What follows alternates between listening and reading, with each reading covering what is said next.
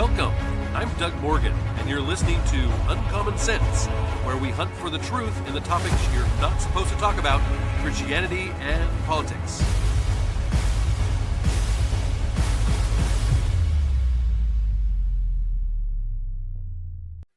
Over 36,000 Iranians were killed by security forces during the January 8th through the 9th crackdown on nationwide protests, making it the deadliest two-day protest massacre in history.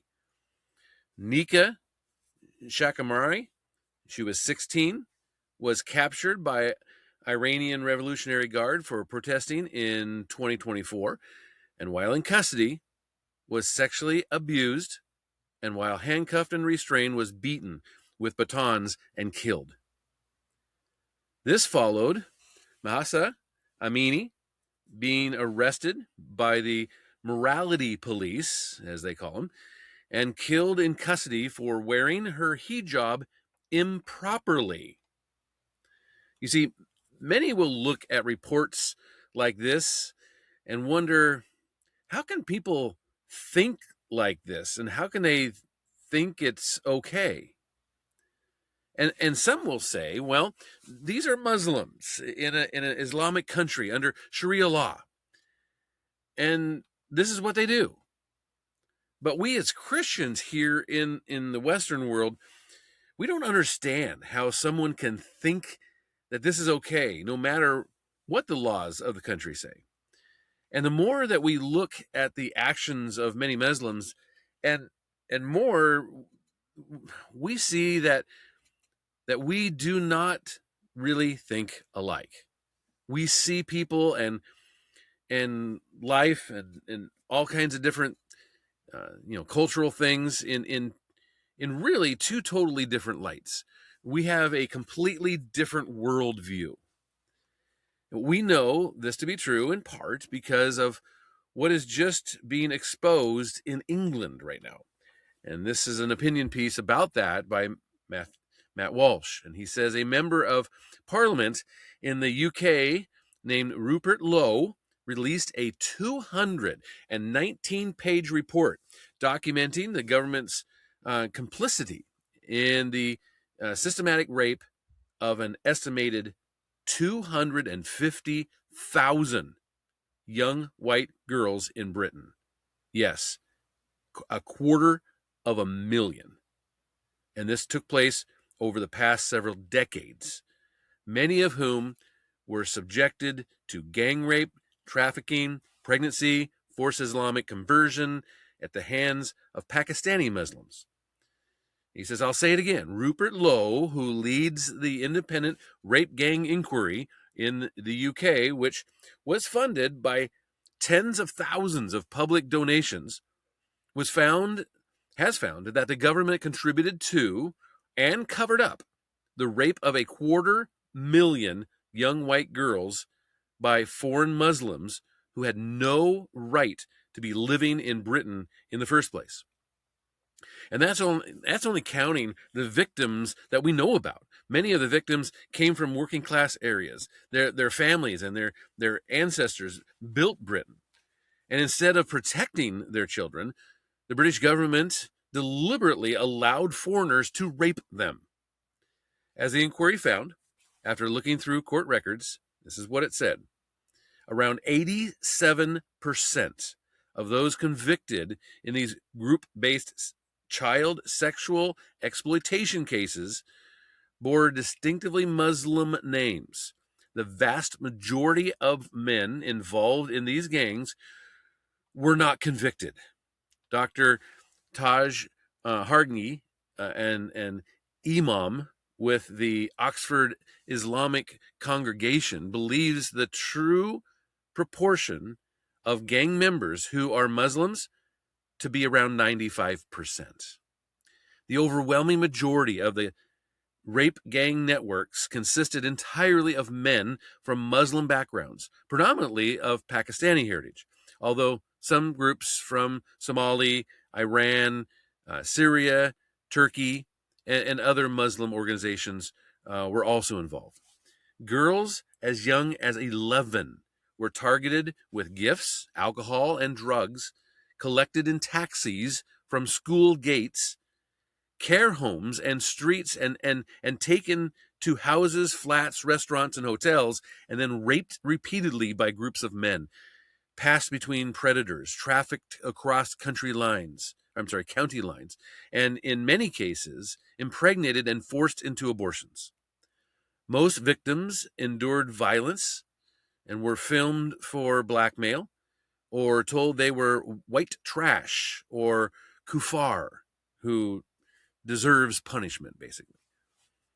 It needs to be said that it's not remotely surprising that virtually all of the rapists found in the report were Muslims.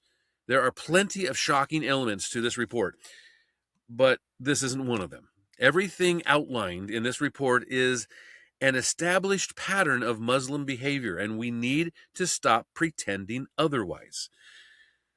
Centuries ago, Muslim pirates from North Africa routinely raped white women as part of their raids on coastal towns. And we talked, he says, about several of those raids in recent episodes on his show.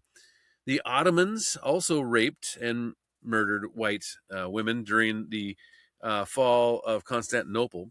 And in fact, even when Muslims were on the run, when they had every reason to flee as quickly as possible, they still took the time to rape as many white women as they possibly could. Throughout their failed siege of Vienna, and even as they were retreating, Muslim soldiers raped their white female captives. Then there was this remarkable story involving a migrant boat carrying about 75 Iraqi and Syrian refugees on their way to Europe in the summer of 2024. Now, around 120 miles off the coast of Italy, after traveling for 8 days, the boat's motor caught fire and the vessel capsized. You may remember that. One particular Iraqi on the boat soon became enraged when his wife and daughter drowned. So what did the Iraqi do? He immediately raped and choked to death another 16-year-old Iraqi girl on the boat.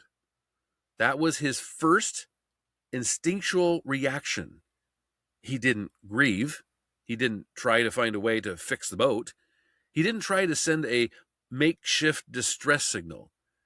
His mind immediately went to committing one of the most barbaric and evil acts imaginable, almost like it was his default response to a stressful situation. This is something no sane Westerner can comprehend. It's almost too savage and primitive to even think about. But for third world Muslims, it's just another day at the office. As the report notes, it says this: the demographic and cultural drivers are clear. Predators from Pakistani Muslim and other Muslim backgrounds operated under an honor and shame-based clan code that treated non-Muslim girls, especially white working-class girls, as property available for sexual use.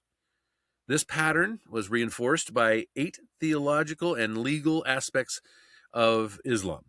These include the doctrine of Muslim superiority drawn from the Quran and the verses there that position Muslims at the top with a duty to correct non-believers.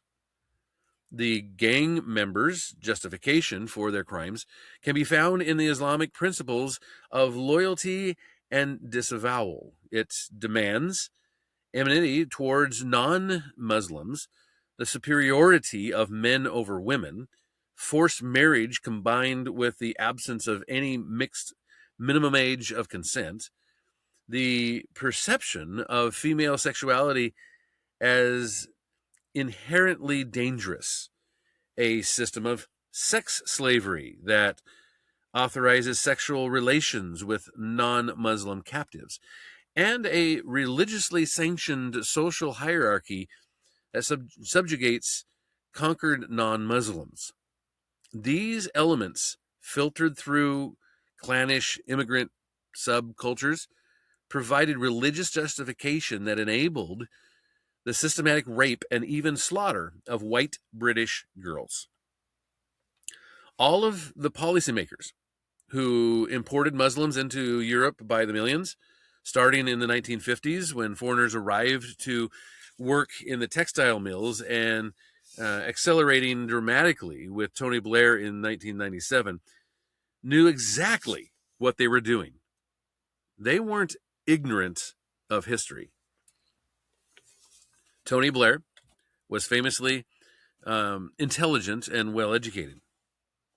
They all understood that when they opened the borders and eliminated the visa requirements and went along with the EU's agenda. They were inviting hordes of foreign rapists into the UK. And that's why, once the abuse started, the government immediately took action to shield the barbarians from scrutiny. So, beyond the government officials that were too afraid to do anything to help innocent young girls from these Muslim men for decades, what was done to them is often something really we as Christian Westerners have a really hard time comprehending. I know I do. We don't understand how they think and how they think certain things are okay and how they can justify their actions.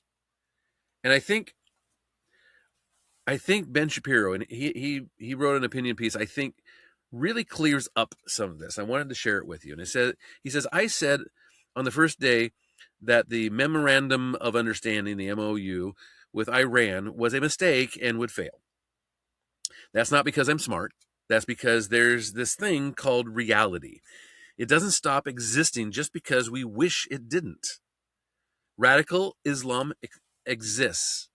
We, the West, are not like the Iranian mullahs, and this has consequences. There was no actual ceasefire, given the fact that Iran has been routinely harassing ships in the Straits of Hormuz, and the United States fired back against Iran for doing precisely that. Iran has also been warning ships in the Strait of Hormuz, threatening, quote, "This is the last warning. This is the last warning. You are all in danger. Don't put your life in danger. Alter course. Do so immediately. If you disobey, you will be targeted." I mean, that's the radio call that they sent ships. So they are in control of the Strait of Hormuz, and they are going to continue to remain that, that they are in control of the Strait of Hormuz. Because of all that, the United States restored sanctions on Iran. In fact, President Trump said the deal is over. He said, we attacked very powerfully last night the very dangerous people from Iran. They're sick. There's something wrong with them. We said go and do your funeral stuff, and instead of that, they started shooting rockets at ships yesterday. And so we hit them very hard last night, very hard. I would say 20 times tougher. And I told him, every time you hit, we hit. And of course, they're dirty players. So they go after everyone, probably including me. I've been number one on their list for years, he says, and they're a bunch of scum. And if you want to know the truth, they're scum. I can't do the Trump, but you understand. So when a reporter asked whether the ceasefire was over and the MOU dead, Trump responded with this. He says, "It's a very interesting question. To me, I think it's over. I don't want a deal with them anymore. They're scum. You know what scum is? They're scum. They're sick people. They're led by sick people, and they're vicious, violent people. And if they had a nuclear weapon, they'd use it. As far as I'm concerned, it's over." So we have now swiveled from they're very reasonable and rational people to they're very sick people. And he's right now. He was right before, and he was wrong in the middle. So President Trump acknowledged that the Iranians want to assassinate him, saying that We have to rid the world of their cancer. Quote, we took out their first set of leaders, he said, and we took out their second set of leaders, and they want to take out the U.S. leader, me. And I'm on every list. I saw this morning. I'm on every single one of their lists. And so far, I guess I've been a little bit lucky, but that maybe doesn't last very long because that's the way it goes. But we have great people, but these are evil, sick people, and we have to rid their cancer, their cancer, and you know what you do. You got to cut out cancer early, and that's the way I feel. So so let's take a step back. How did we arrive at this particular impasse? Because we in the West, and I think this is important, we in the West keep making a large scale mistake. We assume that Islamic actors in the Middle East are just like us. They want the same things for their kids. They want the same ends. Human flourishing, right? That's what we want. That's what they want. We all just have different roads to get there, right? No, wrong. If you're going to sit down and negotiate with somebody, you need to understand them. You need to understand their worldview. You have to be very, very clear-eyed about the differences between their worldview and our worldview. If you don't, you're likely to walk away with a bad agreement that isn't really an agreement at all. It ends in missiles and tears. So let us begin with the Western worldview. What is our worldview? The way that we operate in the world. We here in the West are what Harvard professor Joseph Henry has referred to as weird. Yeah, he calls us weird, W-E-I-R-D. It's an acronym for Western, educated, industrial, rich, and democratic. Weird. We are committed to a different set of values than those of cultures all around the world. That is not the norm. It's not what everybody thinks. It is what we think. Those values are naturalistic outgrowths of our Judeo-Christian heritage. They did not come from nowhere. They originally came from the Old Testament and then the New Testament and then the church. They make us different from other cultures. What are some of those values that make the Western different? Well, some of those values are actions, such as analytic thinking. This is not rooted in theorizing. This is rooted in actual testable hypothesis about how people in the West think about problems and how people in the Islamic world think about problems. In the West, we like to, we like analytic thinking. We like to break down problems and then strip them of context in order to solve them. Well, other cultures see problems holistically. They look at relationships between problems as the key to life. For example, we may see the closure of the Strait of Hormuz as an isolated problem with an isolated solution. We pay a little bit of a bribe, and the Iranians let it go, and everybody goes home happy. Well, the Iranians don't see it that way. They see the Strait of Hormuz as a problem that is part of a larger interwoven series of problems. They see it as part of their global conquest strategy, connected with everything from shooting protesters in the streets, of Tehran, which we talked about earlier, to the maintenance of the terrorist group in Lebanon, to the increased power of the Houthis in Yemen, and dominance over the Bab Strait. All of those things are intertwined according to the Iranians. And how about individualism? In the West, we are highly individualistic. We think of ourselves as individuals with individual motivations. We have a hierarchy of needs and wants, and so we are focused on individual flourishing. Well, other cultures see themselves and their personal identities as interwoven into networks and religious networks and kinship networks.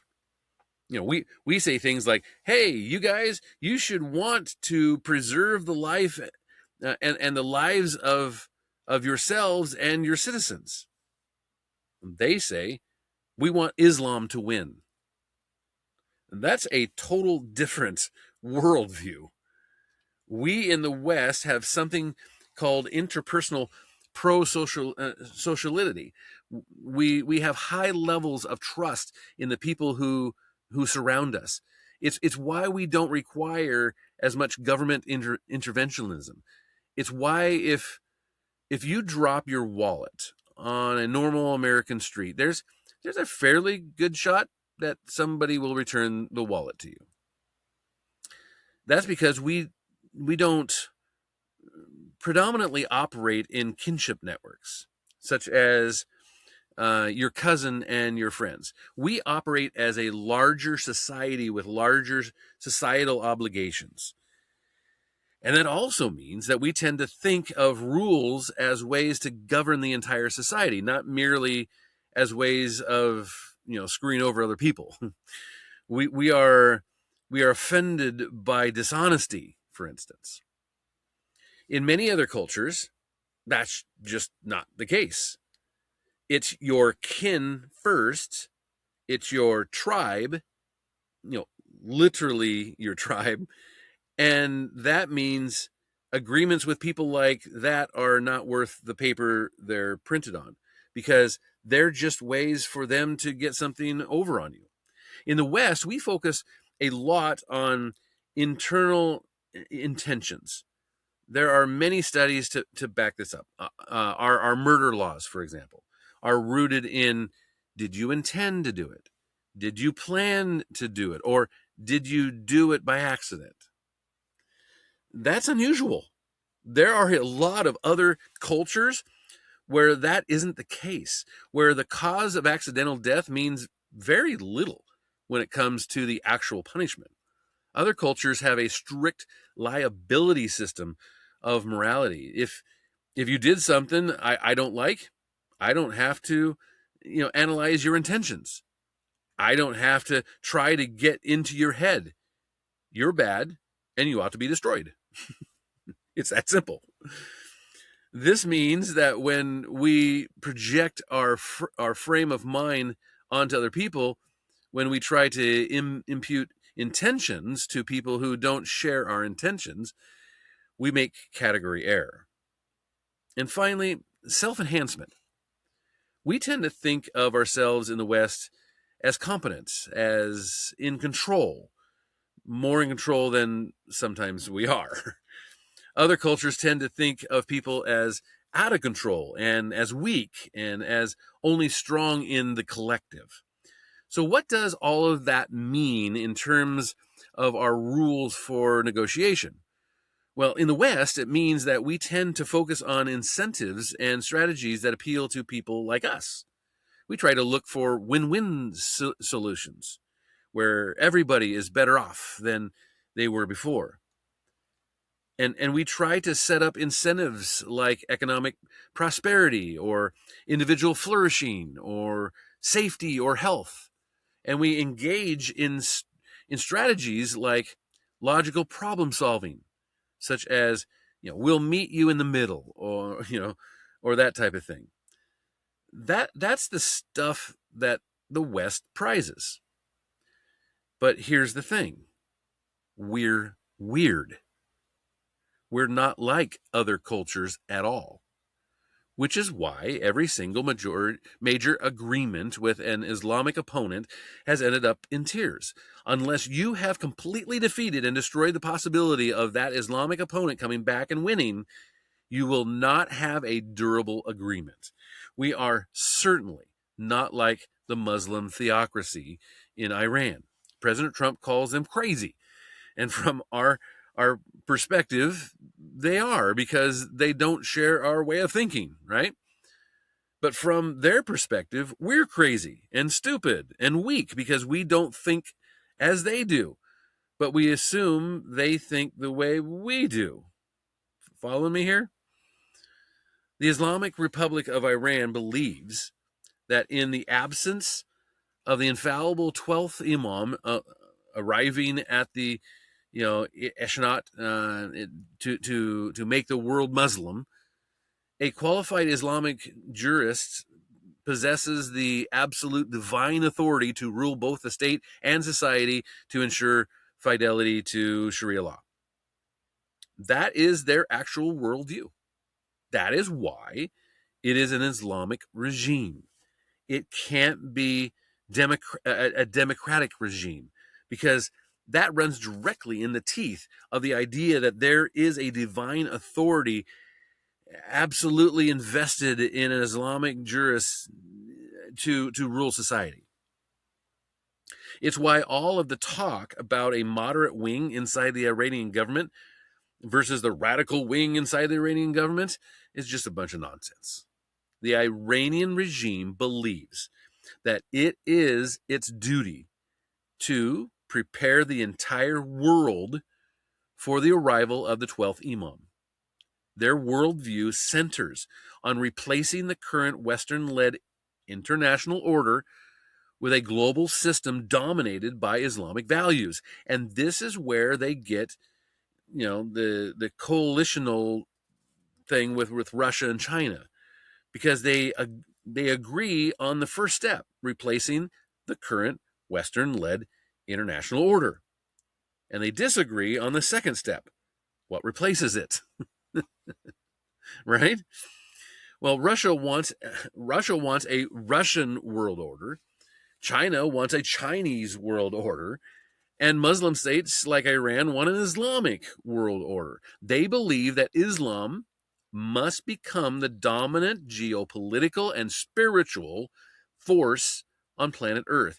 And that secular capitalists, the Western systems, are corrupt and destined to fail.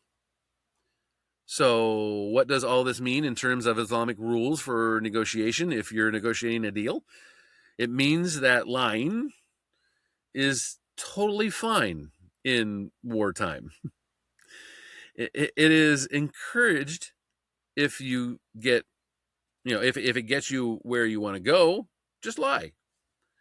How do you make a deal with people who think like this, whose incentives are different, whose logic is different, whose approach to negotiation is totally different? The only way to make a successful deal with people who think this is totally and completely, devastated, devoid of their capacity to win, you have to crush their hope for victory. That's what you have to do. You want to know why there has long been a feasible agreement between Israel and Egypt? It's not because Egypt is, wonderful and moderate. It's because Egypt knows that if it goes up against Israel, Israel will destroy it. And they know that because they tried it in 1967 and Israel destroyed them. And then Israel destroyed them again in 1973. Why is it that Oslo failed? Not only was Israel not destroying its opposition, but Israel was also offering them hope and an olive branch, all while they still sought to destroy Israel.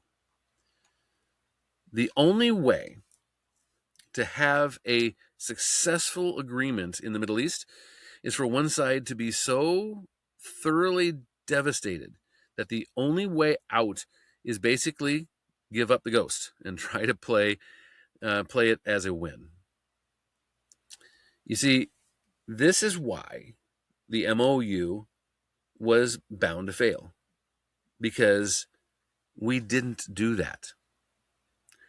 And I have to say, we have come to terms that we think differently than Muslims and others, because we are Christians and we think differently and have a completely different worldview. We have to come to terms, and we have to understand that this is a spiritual thing. This is a spiritual war, and they do not value the same things we value.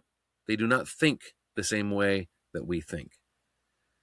And when we pretend like they do, then we do ourselves a disservice. I would love to hear what you have to say on it and what you think about it.